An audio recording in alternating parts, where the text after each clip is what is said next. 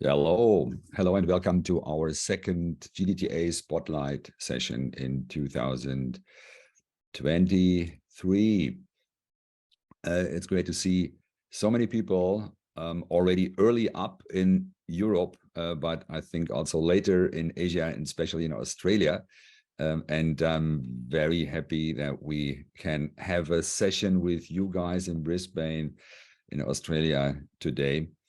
And GDTA Spotlight is our monthly event, which will bring together people who are interested in design thinking and specialists in design thinking around the world. And I'm very happy that I can announce the 30th member. Last week, we were welcoming another 2 members of the Global Design Thinking Alliance. Now we have 30 institutions in 5 continents around the planet as GDTA members. So we can really say we are the kind of the world community of design thinking institutions. My name is Uli Weinberg. I'm the director of the School of Design Thinking in Potsdam.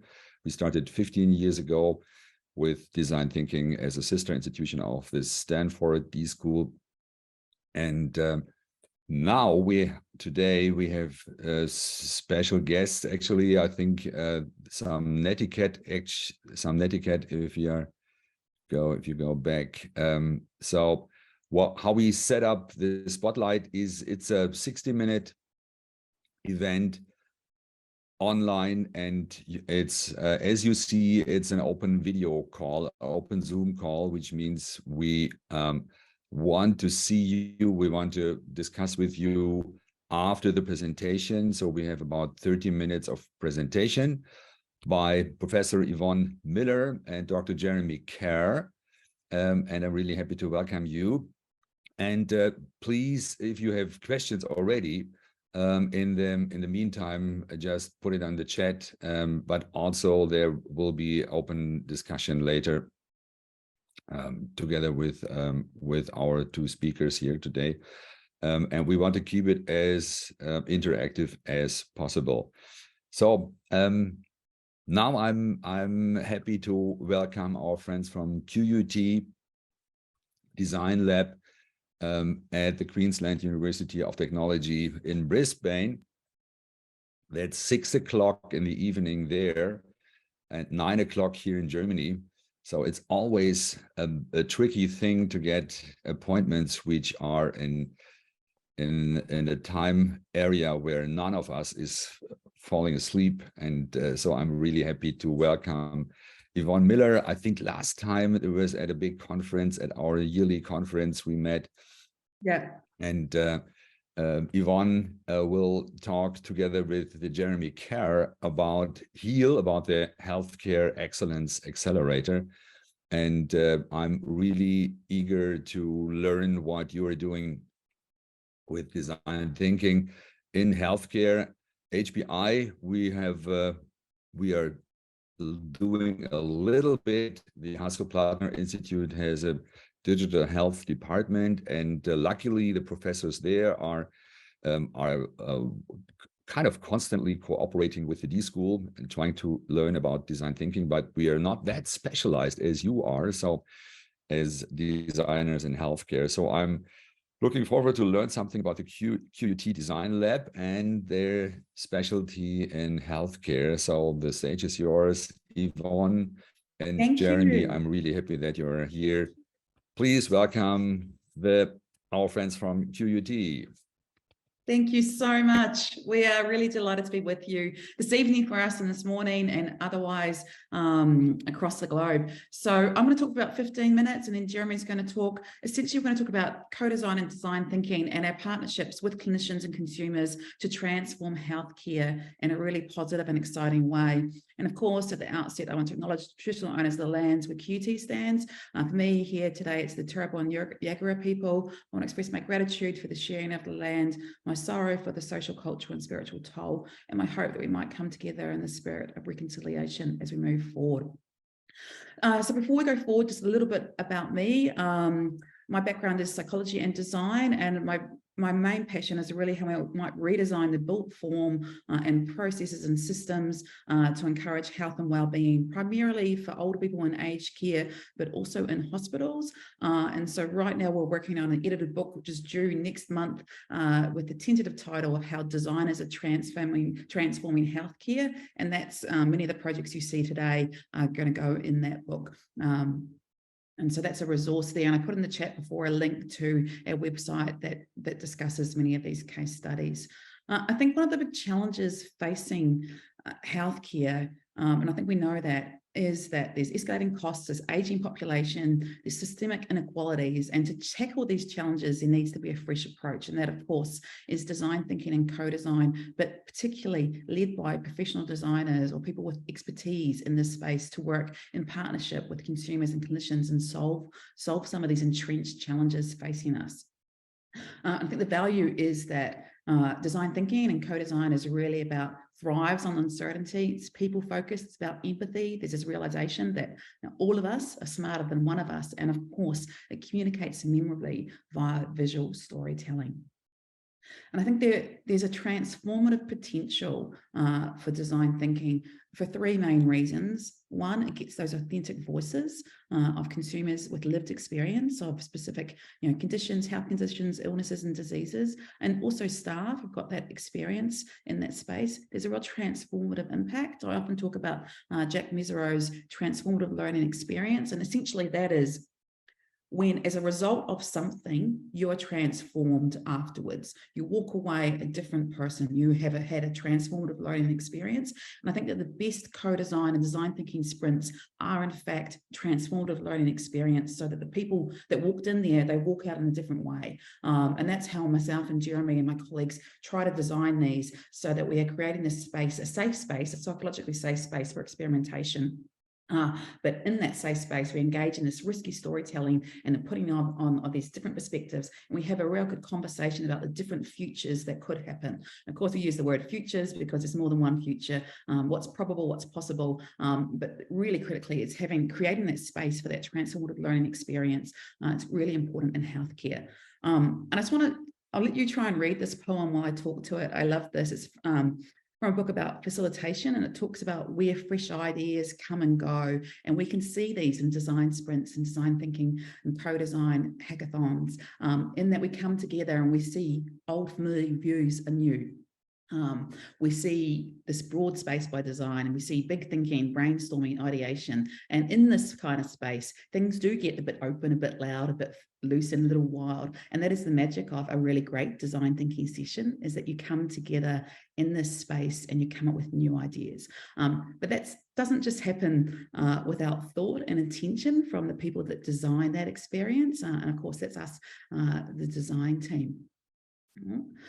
So HEAL, the Healthcare Excellence AcceLerator, is a partnership with Queensland Health here in the state of Queensland in Australia. And essentially, its aim is to put designers and design thinking and design doing into multiple hospitals across the state and infect, I guess, hospitals with that positive energy of design. Oh, hang on, now my slides doesn't want to go forward. There it is.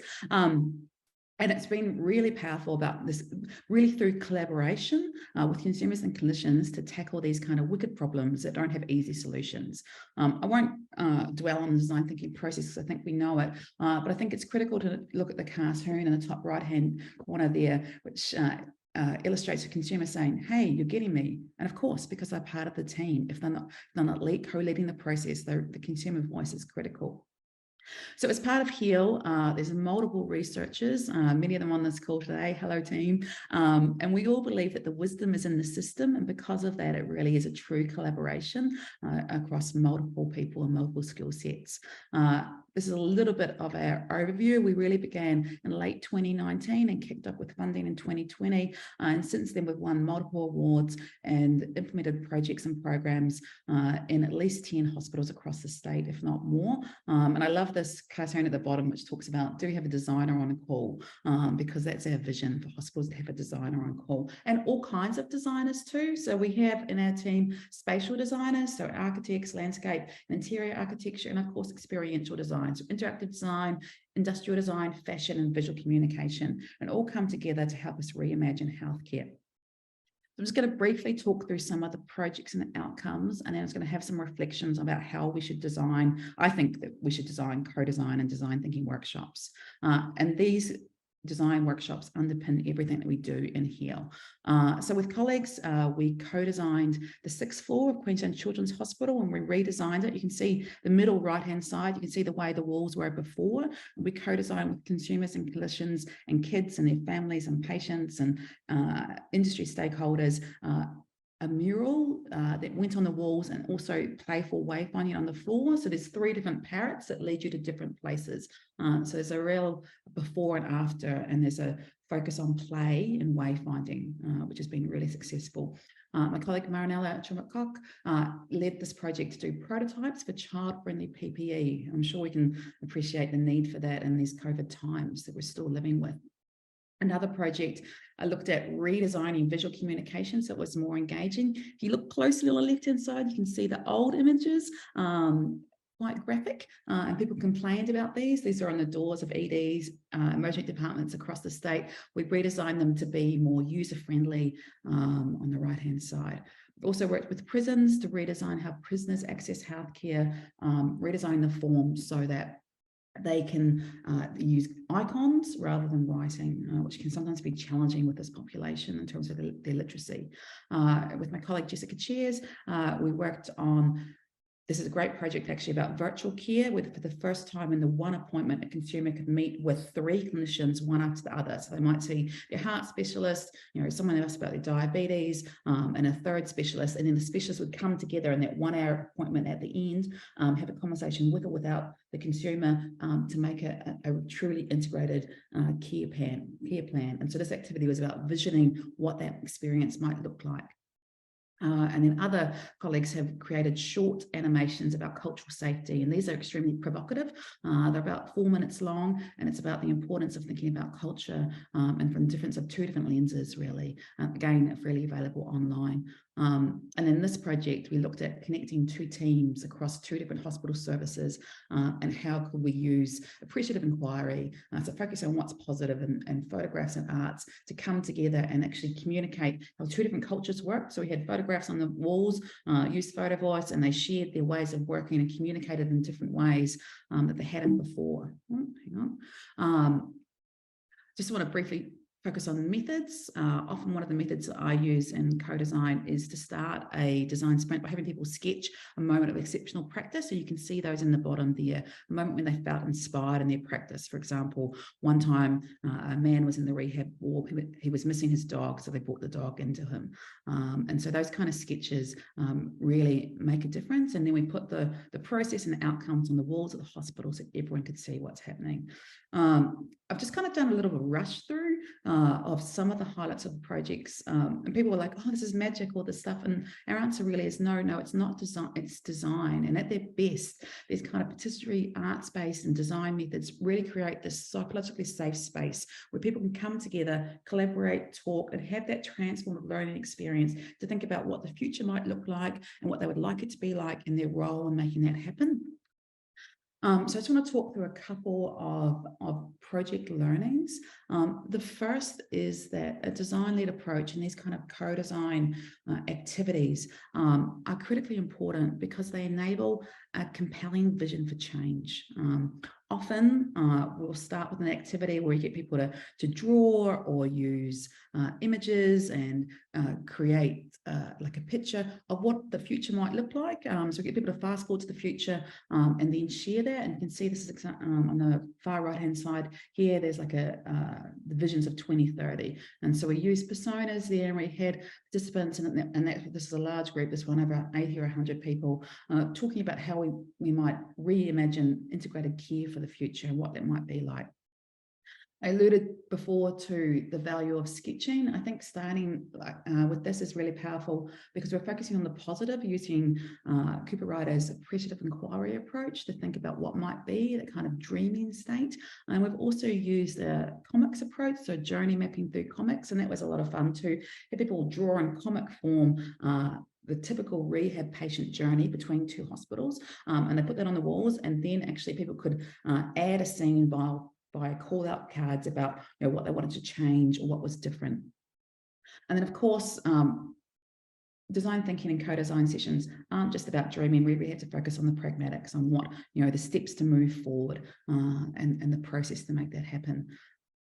The second learning really is how these methods can memorably amplify consumer and clinician voices. I often like to use a lot of art and drawing. So on the left-hand side is a sketch of a carer. So it's an informal caregiver caring for their partner who has an illness. They've got the weight of the world on their back, including like a cat and the washing machine and their laptop, like life is hard. And so using this kind of imagery is a really great way to educate and engage and bring people together. Jeremy's going to talk more about co-design personas. I've done this in the past where we've worked with Health Consumers Queensland and collectively designed personas as a group that then the consumers presented back, and it can be a really powerful process. It has some challenges too, and I'm happy to talk about the downside of that, and sometimes to getting the sense to which health consumers themselves realize the difference between a persona, collective experiences, and their own experience, and getting to sort of separate that out. But if you can create a great persona that's real, it really resonates. So we were in Rockhampton, regional Queensland, and we shared a persona on the right-hand side of a woman who had COPD, chronic obstructive pulmonary disorder, and it so resonated with the consumer in the workshop, Jeff, that he stood up and shared his own wife's journey of this, how she, her tough experience, and so that's what you want. You want a persona that works. And then you can use it to create those journey maps and see those pain points and opportunities. It's an example here of people coming together to think about, to map on the journey map where they're present, where innovations are present, and where opportunities and current collaborations exist. The third learning, and this is a method that I really would highly recommend, is creating that space for the challenges facing us. So I think all of us know, beware the politics. And so sometimes you can be involved in these projects and there's a lot of things, there's a lot of tensions underneath the surface, and there's a lot of things going on. You're like, so you got to be really careful that your design-a-thon or your co-design session really does surface those tensions. It's not a sham consultation. So always communicating the purpose and the problem, the project owner and the process, and then intentionally surfacing. I like to do what I call hopes, myths, fears and taboos matrix. I see that on this next stage. So literally whatever the problem is, and it might be there's a proposed intervention about improving pediatric pain management. And you can ask people to actually on separate post-its to list their hopes, their myths, the fears and the taboos. And taboos are things that we know but we cannot say. And they can do it from their perspective as staff and then also from the patient or consumer perspective. It can be a really powerful way to actually surface some kind of hidden tensions that need to be talked about. And you can either talk about it as tables or put it on the walls, get people to spotlight the most important ones, and then of course feed that up to senior management. And finally, I'm a great believer that these activities always should be enjoyable. Engagement should be enjoyable, so make it fun. Once a long time ago, I was responsible for bringing the prize for our co-design workshop. We were in Singapore, and I forgot. So I had to make a hat, and since then it's become my signature. So I often have these this design legend hat that we have at the end of a design sprint where people are proposing their ideas. The winner gets to win a hat, and they and I think it does make it kind of enjoyable and fun, even when you're talking about serious concepts. The other thing increasingly I've been doing is using fake money and large money, like Monopoly style, like really large, like large, and allocating it to groups, and then as a group they've got their $2.5 million to allocate, and so they operate like a board, like a decision-making board at the hospital, and so it kind of mimics real-life business decision making, and that can be a really powerful way to engage your teams into thinking about actually the realities of limited budgets and how we decide between great projects.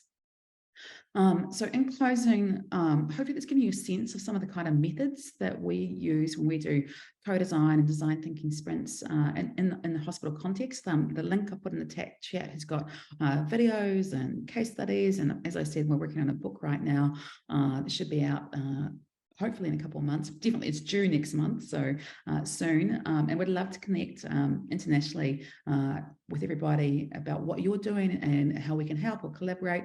And I really just want to leave you with this final thought from Alvin Toffler, his book, it's 1970 book, Future Shock, where he talks about the illiterate of the 21st century will not be those who cannot read or write, but those who cannot learn, unlearn, and relearn. And I think that's really true, particularly in the context of healthcare, where change is so frequent. And the value of the methods of design thinking, design doing, design visualing is that it helps people imagine a future, and it makes that kind of learning and unlearning and considering what might be, it just makes that process so much easier and so much more enjoyable. And so I'm going to pause now. And please hold any questions over until the end, or drop me an email, or connect with me. And but I'm going to hand over to Jeremy now. Stop my sharing, and we can have a conversation when Jeremy's finished presenting.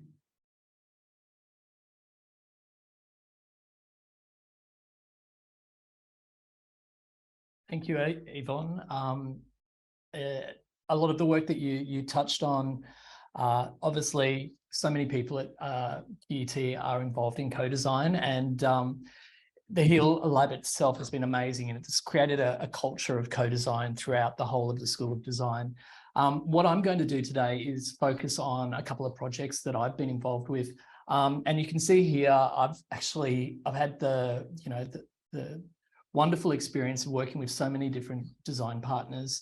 I've really kind of emerged from being a designer where I had to come up with all the answers in design process to this experience now of engaging the authentic voice of the person at the core of the problems that we're dealing with. And often that can be the most marginalized people. And unfortunately, often they don't get to be part of a co-design process, because sometimes engaging some of the people that have had the most awkward journey in the health system can be quite a delicate operation. This could be a person with trauma. This could be a person who doesn't want to talk to anyone about their medical experience. And this is an area that I've kind of focused specifically on in terms of my co-design projects. And I wanted to share, just because it seems to be something that is resonating with a lot of people, in that we are so open to the concept of co-design to solve complex problems, but there seems to be this barrier to connect with the most complex individuals, the people that are most marginalized, to be part of the conversation. And we still go to this position of getting the parent or getting the support worker to give voice to that person. And a lot of the projects that you can see here with my design partners has involved jumping straight ahead at the core of who is at the center of what we're designing, and trying to find methods, design methods that work to, they come from a strength-based approach, and they are about well-being of the participant rather than upsetting them by them having to go over some of the experience they've had in the health system. So where are we? I'm just going to click. There we are. Just before I do go ahead and outline some of my projects, I'm going to focus first on a couple of methods, and then I'm going to look at this idea of more holistically, some of the projects I've done with industry in just pushing co-design practice in a context where it's not so reliant on designers to lead it, but we're actually starting to educate health professionals, because there is this need in the health system now, not just because of an obligation of consumer engagement, but it's becoming public policy now in a lot of organisations, especially across our health sector in Queensland, to show that you're engaging and listening, and that you have your consumers at the centre of your decision making. And this is why I think there's this amazing momentum happening at the moment at QUT with our work, because the health system, so many different health organisations are looking for a really easy to understand, easy to apply framework to do this consumer engagement. And essentially co-design is a way of engaging all different types of stakeholders through a series of design thinking processes. And that's kind of what I see the link between co-design and design thinking. It's when everyone is at the table doing the design thinking, whether it's separately or together as groups, but we're representing all the stakeholders. So I just want to recognize the lived experience of my collaborators across all my projects, the lived experience of everyone that's been part of all of the different projects that I've been involved in. We're so grateful for the lived experience and expertise of these people. It's as important as professional expertise that we're finding when we're, addressing these problems. The area that I wanted to focus on was very much going back to persona. You're going to hear persona all the way through our presentations, but it's because it's such a strong connective way of engaging people. So what I've kind of developed is a method which is adapting the work that everyone here at QUT is doing, but it's specifically looking at a trauma-informed and healing-centered approach, where I'm trying to get the most marginalized person that's within the health system to be able to have a seat at the table, and essentially doing that without traumatizing them. So I'm referring to this as persona-led co-design. And it's essentially because the lived experience voice is coming through a character rather than directly from the person who's experienced trauma. So as it says here, supporting marginalized voices to have a seat at the table without traumatizing. Essentially what we have with this process, and I can only go into so much detail in this talk, but participants with a lived experience of trauma or having the potential for discomfort, and I talk about extreme discomfort here, not the traditional discomfort we all have in design thinking. Essentially what we're getting people to do is create personas at the front end of a workshop that utilizes then the sort of systems that we're exploring, that is able to draw upon their lived experience, but through role play scenarios. So we're creating a character that is able to go through and solve the problems that we're wanting to address through design thinking methods, but we're not asking someone to specifically reveal everything that they have experienced unless they want to. So we're giving people a position of having agency within workshops, which is often not the case if we just have participants come in. And this method is really, really important and rich, I think, not just because it is a way to protect the individual participant, but it's also a way to draw on the experience of the lived experience of all the peers of that participant. So there's an element of being able to touch on the experiences. Maybe I didn't have this experience within this health system, but I know of other people who I've met through the health system that have had this, and this was a particularly difficult pain point, even though I didn't have it. And then that becomes something that's part of the conversation in a workshop. So it works in two different ways, which I think are really, really powerful. And I'm only talking about this as a process now because I'm continuing to develop an evidence base, which is just showing how effective it is. I have had the most beautiful experiences with participants who are able to give voice, but not be traumatized. They've actually had fun in the workshops. I've actually got a podcast that I'm recording with all the people that participated in my consumer co-design for young people with eating disorders project this Sunday. All the participants wanted to be part of the solution that we've created. So that was not part of their buy-in into the process, but they loved the experience of collaborating so much that they're now going to be part of a panel for a podcast that we're creating. And the podcast concept came out of the co-design process. So it's a localized podcast that's about identifying all the touch points within the service system within Queensland, but also giving empathetic support to people going through the lived experience of an eating disorder. So that's one of the projects that I've used this method in. I've also worked with Bravehearts, who is an organization that is, really groundbreaker in terms of supporting people from who've experienced sexual abuse. And so we've used this persona approach in the context of some of their projects, specifically in regards to digital relationships. I first started working with this process dealing with a project called Inclusion Ed, which I'll show in a little bit. And that was with the Autism CRC. This was a multiple year project, and it was about having the lived experience of young people with autism front and center. And they had to reflect about the way they were going to be portrayed across digital platforms. And what was interesting, what emerged from that is they didn't want to have the label of autism necessarily put on them. They also wanted to just be seen as a person from, first and foremost. There was a lot of insights from this, and I'll show an article that relates to it in a second. But what was really interesting is I had to explore their experience of being someone living with autism in a way where they've experienced, prejudice, bullying, and so forth. And these were young kids, so 13, 14, and 15. So we created these personas that they connected, they populated. It wasn't about their condition. It was about a person, a fully fledged 360-degree person that could then reflect themselves and others that were in their peer group and the experience that they've gone through. And we actually had a scenario of filming a video clip for them. as a bit of an experience. So that was the first, but it has expanded into a couple of other projects. We've just done a Youth Hubs project where the hub is now being built. There's about $7 million being created, and the service design was largely developed by using personas with young people who've been at risk. So all of my projects are outward facing. They're about creating, actual outcomes that are not theoretical, but are actually deliverable. And the experience of this work is, I guess, just really further validating this approach. And that's why I'm wanting to share it with people, because I find it so effective in terms of having everyone participate in co-design. So you can see here some of the data from the workshops. We've got some personas that were created. We have a simple sort of social media map that's looking at different touch points and different experiences that persona had. You can see a slide that was used in a particular workshop, but I use a whole lot of different approaches. So there's not one generic way to do this method. It could be that there's random pictures of people that people select and then populate because they feel a connection with that image. You can see examples of a series of personas that I use here. And I just find that I customize the approach for whoever the group is. In terms of a theoretical perspective to what I'm doing, my PhD was on comics. I come from visual communication. Comics have been my whole life, and Scott McLeod was part of my PhD. He wrote the most profound book on comics, the textbook that was a comic. And this is an adaptation from his understanding of the different spectrum of portrait styles. So the space that I'm working on is here.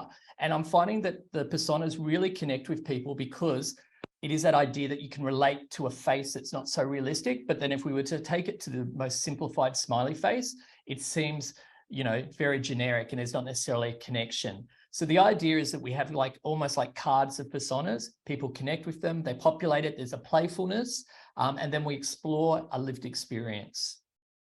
And some of the more recent themes that I've been exploring is just different aesthetics with personas. This is an example of some of the work I've been doing with CHQ, where we've been very focused on representing diversity, and we've been working with younger people. So we're looking at people that are potentially, primary school as well down the track. What's really interesting is, as a bit of an exploration, I use different types of personas, like both groups, in a workshop recently. And the more realistic ones you can see at the bottom seem to be most popular with a slightly younger group. So that's just an aside, but you can see here we're trying to capture diversity of experience here, and then we give agency to the people in the workshop to then co-create who these different personalities are. So why I think it's a really fantastic method is essentially everything I do is low risk ethics clearance, which is, a breakthrough in a way, given the area, the different people that I'm working with. It would typically be high risk ethics. It goes into the too hard basket. And I feel like we've cracked a method, developing an aspect of design thinking approaches that really is engaging. It's capacity building.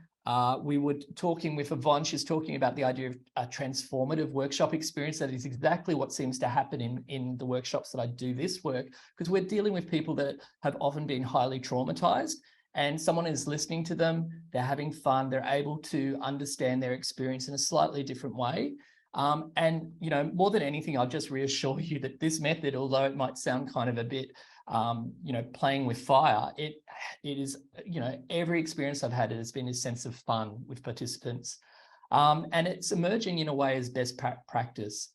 And I guess this is where I'm going now with it, this idea of using not just the personas to develop mapping. So we could have systems mapping, service mapping, journey mapping, and all that. And a lot of the data I work with is using mapping with then different colors to express different insights relating to the mapping. But more and more, we're moving with this model of comic storytelling, which Evonne uses in her work as well, and it's really successful. One issue can be that somebody sometimes doesn't feel like they can draw. So we always give people the option of just writing notes anyhow. What's interesting is all of these personas and these comics become empathy tools when we're dealing with other stakeholder groups. For instance, I've done this work with students and used the personas to connect the teachers with their students when they're thinking about problems, which sometimes the students aren't part of their consideration because they're thinking of curriculum and so forth as well. And I guess I just wanted to iterate or just explain my perspective too, which I think is really important. It is the fact that I feel very confident in this method because of my own lived experience. And I think that's something that we as researchers and people in design thinking need to bring to the table and often doesn't get talked about. So in terms of this method, I just intuitively went with it and knew it was right from the gut. But in having a couple of conversations now, I can see that I've combined my own lived experience, which unfortunately is based on having chronic PTSD. So I've had complex PTSD for most of my life. I've had extreme childhood trauma. So this is no surprise that I'm working with marginalized people, trying to empower them. But certainly it's allowed me to understand how these methods are going to support people rather than harm them.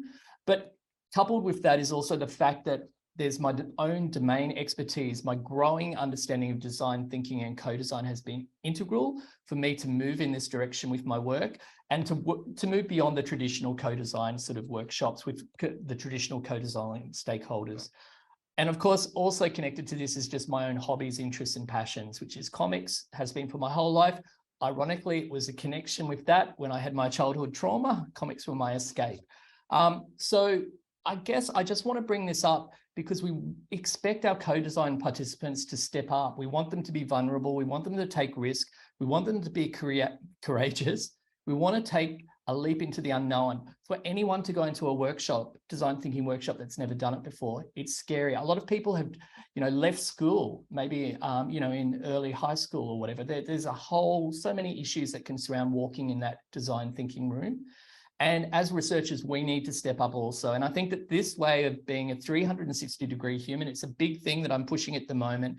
I'm pushing it with a lot of the organizations that I'm working with at the moment because this is, I think, where a lot of organizations are heading. It's accepting that we can be a mother, a father, we can be affected by, traumatic experiences, we can get joy from certain things, we have our love of our job, we have our other hobbies. But by reflecting all of that and bringing that to the workplace, it creates empathy. And I certainly feel like it's part of the co-design process that you have to have as a facilitator. And I'm just raising this because I'm also exploring this theme in an upcoming presentation, which relates to my work with eating disorders. Though on that note, my lived experience is not an eating disorder. So my empathy was coming from a completely different traumatic experience, but I think it's all connected, and that's some of the work I'm exploring. Also, just to, I guess, expand on this method, it is not done in isolation with me just stepping in the room. I'm often meeting with experts. For instance, with the eating disorder project, I had about 10 people, some people with lived experience, some people that were therapists, some that were counselors, all being part of the understanding of the process. For instance, when we tweaked our model for the eating disorder project, we made it a smaller session so there were no meal sessions, so nobody got self-conscious. There's really small things, but make a huge difference for the design thinking workshops. And also a really powerful way that I've found engaging a lot of diverse groups is co-facilitating with experts, not putting the pressure on myself, and having someone to co-facilitate with me. So some of the models I've worked is a shared leading model where you're bouncing off each other like two TV morning hosts. Another one is an alternate leading model, which is where a therapist might have the more hard-hitting aspects of a workshop, and then you do the more creative aspects of a workshop. So you kind of go yin to the yang. And then probably the most common one I'm using now is this on standby model, where I have an expert, a counselor, a psychologist, sort of play the role of a participant, but be there to join in the conversation and to navigate things if they need to be.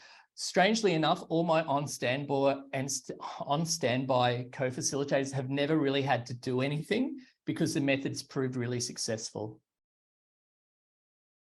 And I just wanted to close on looking at some of the other projects that I've been working on. This one I can only touch on really briefly, but it's outlined in this paper, which you find in the International Journal of Design. It just came out recently.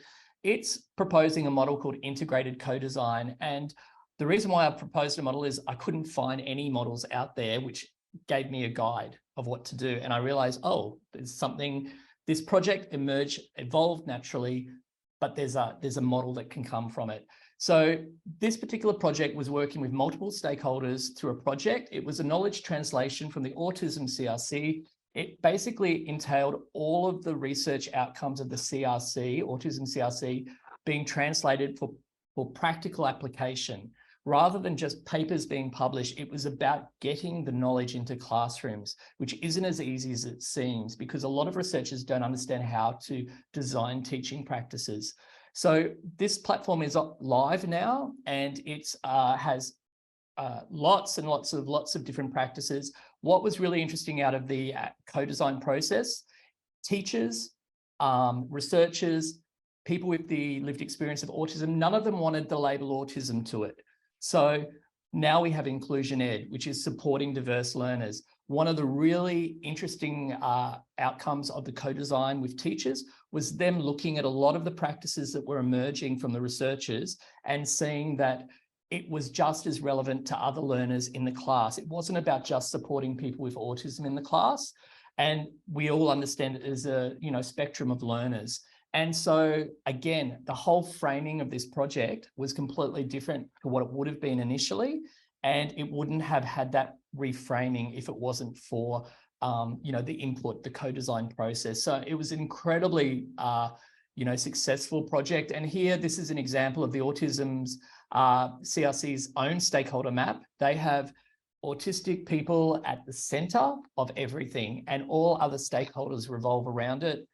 They have this wonderful policy now that every research project is co-developed with a researcher who has autism. So they're one of the most kind of, cutting edge, inclusive sort of research centers that are around at the moment.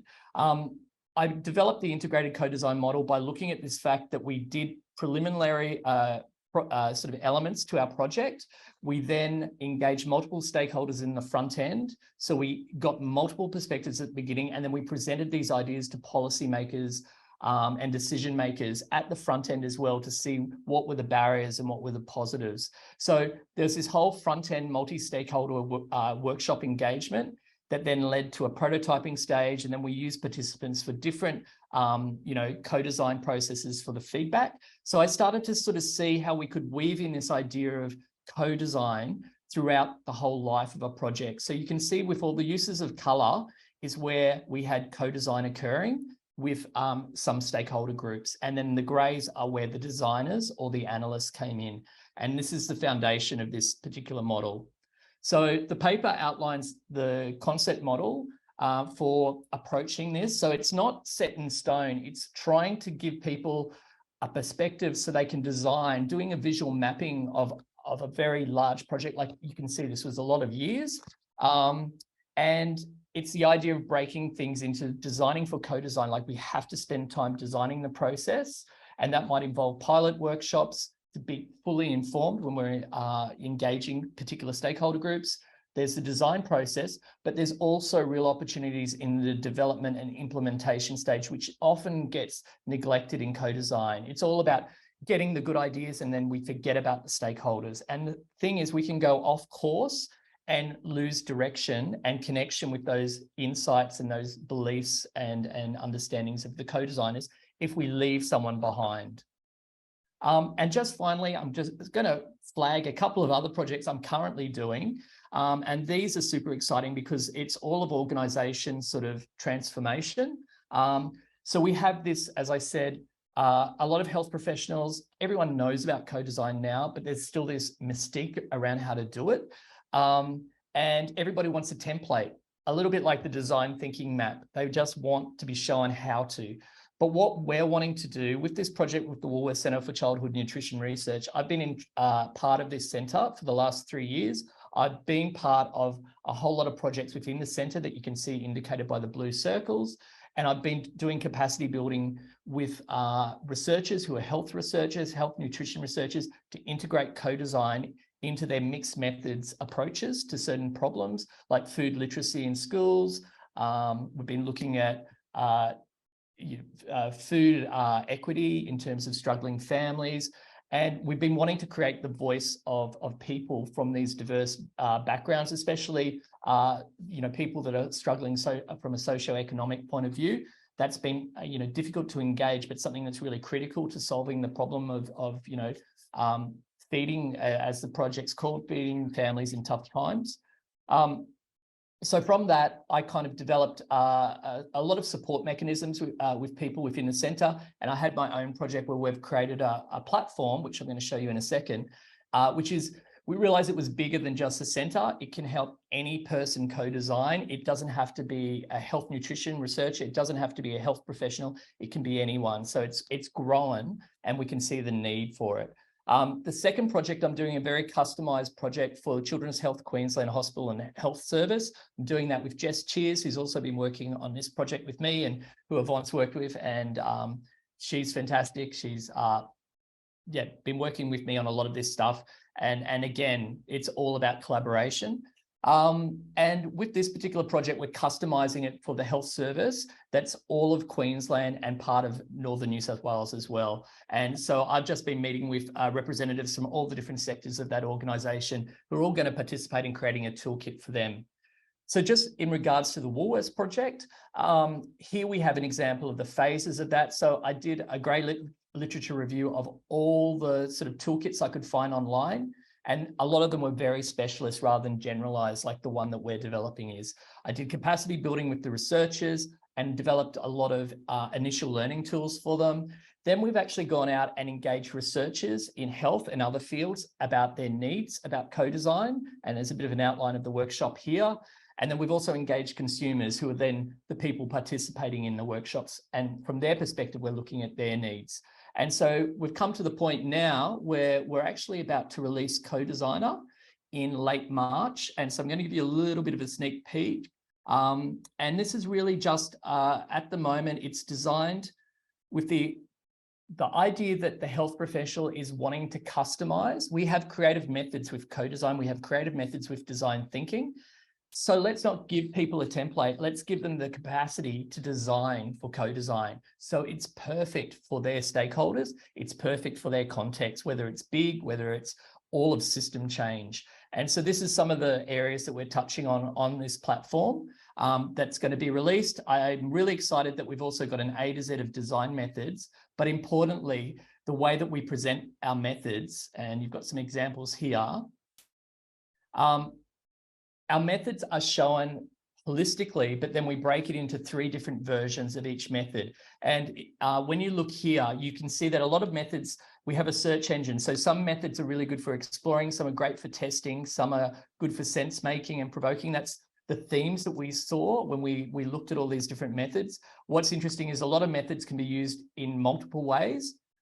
So we use that as part of our search engine. So if somebody is wanting to design for co-design and they're looking for methods, we've kind of got this search engine that we're populating at the moment. And with each of these methods, we have got multiple versions. So you can see an online version, you can see an experimental version, you can see a more regular everyday version of it.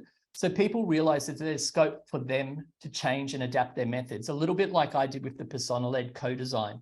I kind of made it my own method to fit my context of my work. And it's proven to be a really successful method that I want to share. And that's what we're trying to build, that kind of capacity with this particular project. So you've got that there. I've got to the end. I think I went slightly over 15 minutes. I'm sorry, but you can find out a lot about all of our work at the Design Lab. And yeah, that was just a little smidgen of what we're doing. So I'll stop sharing.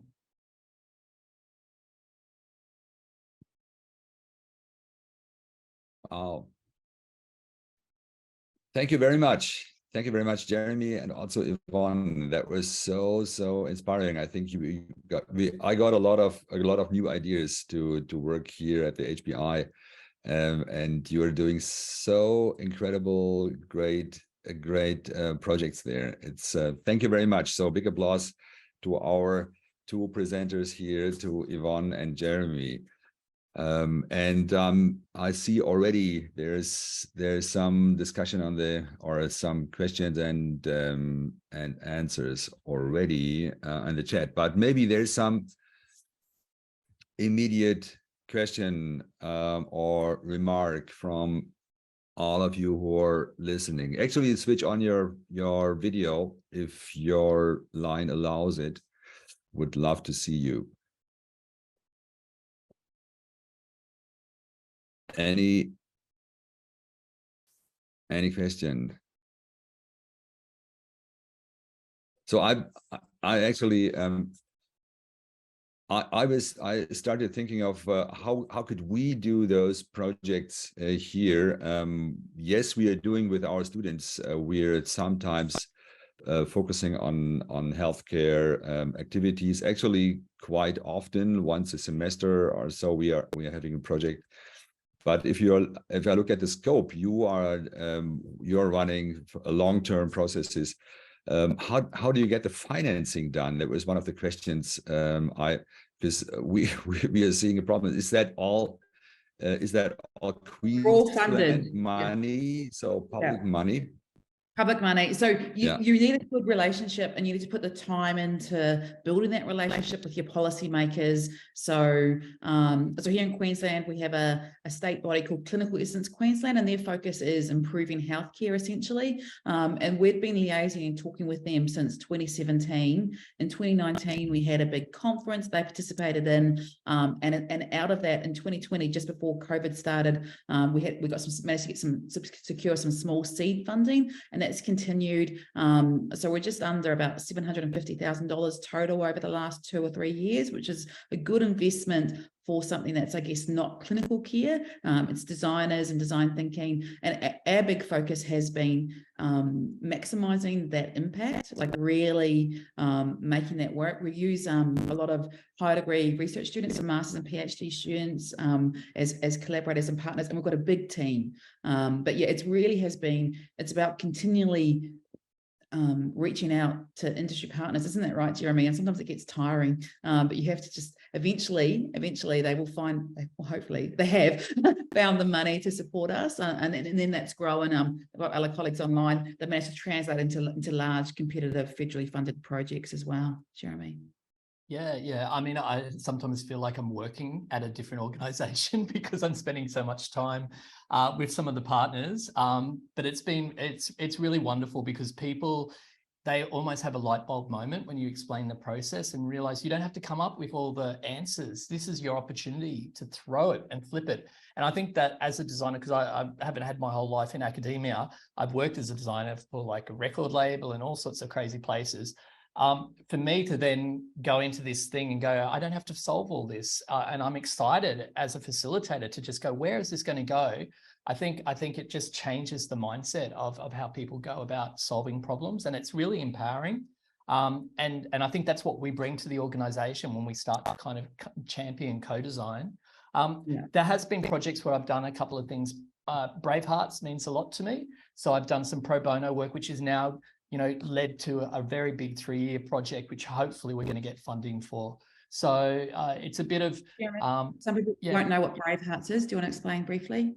Yeah, it's a sexual abuse organisation. So it's sort of, a wonderful organisation that's doing a lot of good. So really, really interesting because it pushes my work in a whole different direction. It's pretty challenging, but now that I have this evidence base, which has been in other areas, I feel very confident with some of the methods that I'm putting forward as part of that grant. Yeah, and I think that particularly in healthcare, they really want new solutions. Do you know what I mean? They really, there's 2 things they want. They want solutions, and they also want positive solutions because, healthcare workers and consumers, they're tired, and so the benefit of design and co-design is it really brings people together in a positive way. We can shine a light on some opportunities. We can unearth those. My background psychology, you can unearth some of the challenges and then kind of show a way forward. So it's kind of that positivity, I think, actually is really beneficial. Please reach out to us. Anyone who's doing similar work. Yeah, Julia. Hi, thank you very much, Evonne and Jeremy, for your presentation and sharing your experiences. I have one question regarding the senile user groups, whether you have had experience in like designing services or like trying to improve healthcare for senile patients, or like elderly with mental dropouts and etc. And if so, could you maybe give a couple takeaways like about, what was the best learning probably for you? So working with older people or people with dementia, is that what you're talking about? Exactly, yeah, older, and then older people who also then show the signs of mental decline. So that's my primary interest, is actually aging and aged care. So time, do you know what I mean? So maybe smaller groups, maybe in partnerships, maybe one-on-one. So it does depend on who you're working with and the aim of the project, like what's the outcome. So we had a project where we were working with an aged care home, and we're looking at how to redesign that for the future. And so we tracked the experience of older people in aged care, and we would go with them once every 6 months for a year and a half, and also spoke to a nominated staff member and a nominated family member, and just looked at what worked and what didn't work. So sometimes you might need, a smaller group, and definitely different methods. So the drawing, I'm going to put something in the chat. I'll let Jeremy talk about, because you've worked with different user groups as well, Jeremy. Yeah, I would say, and that's something that we've tried to do with the co-designer platform, is actually, it's very hard to not overwhelm people with all the different strategies you can use with particular groups, because there's so many, especially like, for instance, in Australia, when you engage Indigenous people as part of the co-design process, there's a really, specific protocol. It's about being on the land, respecting the elders, a whole different way of doing collaborations and design thinking with that particular group. It's driven by respect. And what we've tried to do with co-design is flag all the different areas where we need to really consider, what is appropriate and what is the evidence base is telling us. And as Evonne was talking about, it's about slowing down things, smaller, groups or one-to-one when you're working with people with dementia. The really amazing thing is that there's inroads in engaging people with dementia. There's a whole toolkit out there at the moment. And it was definitely seen as something as in the too hard basket. So what we've actually got on our website that we're releasing is links to specific toolkits, because we can only summarize so much, but there's a lot of specialist material out there. And it's really informative, and it is based on an evidence base, so you can feel comfortable, working with those tools. Thank you very much. I mean, it's not just older people too. I did this project with carers and formal caregivers that were caring for partners with a life-limiting illness, or a parent with dementia. And we had hoped that they would participate much more than they did, but they just didn't have the capacity. Didn't have the, and so it's just about, I guess, evolving your project as you went along. We had a co-design workshop that came to that. We wanted more. We asked them to photograph their lives and engage in co-designing an app. And it's just about enabling people to participate where and how they can, and of course, valuing their time. So, and often that might require payment. Do you know what I mean? So treating people, and of course, scheduling the event when they can attend, and with food and parking, and making it enjoyable, all those things that we all know. I'll just say one other thing in regards to just groups where there are particular challenges. I know that sometimes we look at toolkits and they talk about co-design and they talk about everyone being at the table. So I use that metaphor, at the table. It doesn't mean everyone's at the table at the same time. I tend to really, especially when working with marginalized groups, I'm just not prepared to put people in a room with other stakeholders where there could be a sense of hierarchy. I'm very protective of working with different stakeholder groups. And I've found that it's better to sometimes draw in that idea of multiple stakeholders in the room down the track in a project when there's some common ground, or there's certain champions that you feel are ready to go in. There have been particular issues of hierarchy, especially with health clinicians feeling that they're being criticized sometimes when a consumer has some very strong negative experiences and they talk about it. So my advice would be, it's still co-design, even if not everyone is at the table at the same time. Okay, it's about just translating the different voices so everyone knows what everyone's thinking.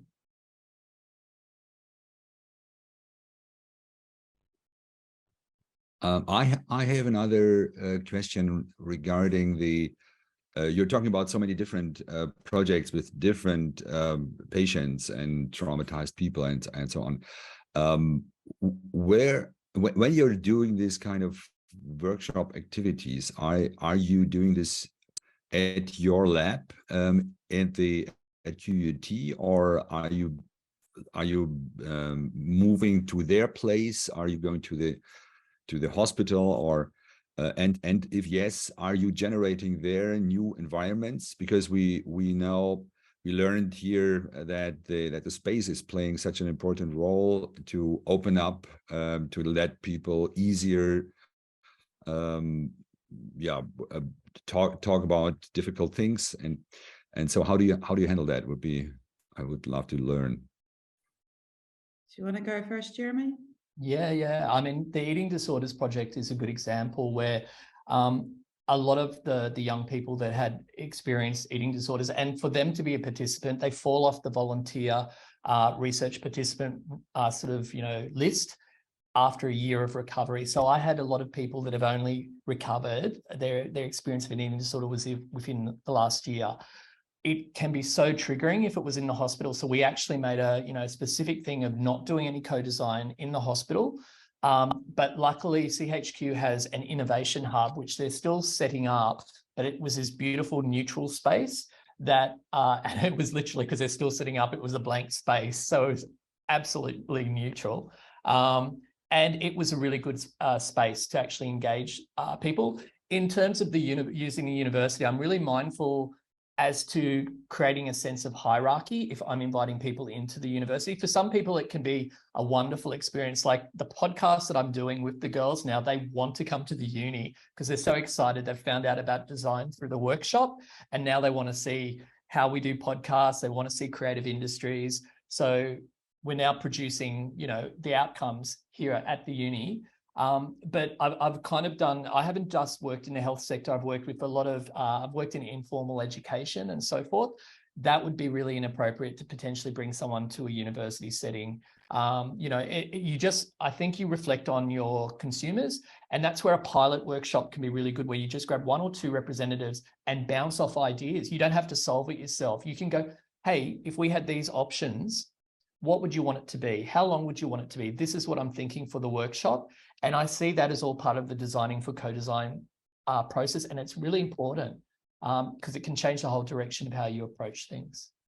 Yeah, agreed. Typically we're in the hospital and hospital spaces, although occasionally we've been in buildings nearby. How do you translate that? Like RSL care building, like what's that? Like in the regions, it's like a pub slash, like, what is that? It's like a regional pub, but with food for families. So we often run seminars there on their base, on the advice of the regional stakeholders. And sometimes you can't change the tables or things like that. That's why I'm a great believer in chocolate. Anyone who's been to any one of my workshops know that I have a lot of chocolate on the tables, like mini chocolates. Do you know what I mean? To keep people's energies up. I talk a lot about taking breaks, being energized, and eating a lot of chocolate. Thank you very much. So I'm pretty sure I'm one of your next guests at your workshops. I like chocolate. So I just realized that we are a little bit over time already. It's 4 minutes past the full hour, and I see some people leaving because they were just looking at the 1 hour.